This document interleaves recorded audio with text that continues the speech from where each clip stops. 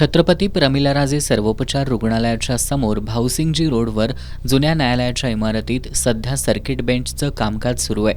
त्यामुळे या मार्गावरील अवजड वाहतूक पूर्णपणे बंद करण्यात आली आहे. पण सर्किट बेंचच्या समोर असणाऱ्या CPRच्या पश्चिमेकडील प्रवेशद्वारातून रुग्णांच्या नातेवाईकांची वाहनं ये जा करतात. पश्चिमेकडील एकाच प्रवेशद्वारातून वाहनांची ये जा होत असल्यानं इथं वारंवार वाहतूक कोंडी होतीये. शिवाय सध्या छत्रपती प्रमिलाराजे रुग्णालय आणि राजर्षी शाहू छत्रपती शासकीय वैद्यकीय महाविद्यालयाच्या काही इमारतींची डागडुजी आणि नूतनीकरणाचं काम सुरू आहे. त्यामुळे बांधकामाचं तसंच अन्य साहित्य CPR आवारात ठेवण्यात आल्यानं देखील वाहतूक कोंडी होतीये.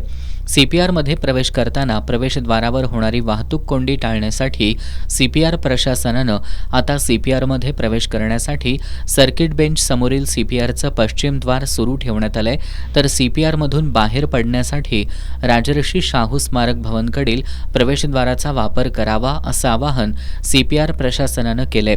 आजपासून CPRमधील प्रवेशमार्ग एकेरी करण्यात आल्यानं CPR प्रवेशद्वारावरील वाहतूक कोंडी काही प्रमाणात कमी झाली आहे.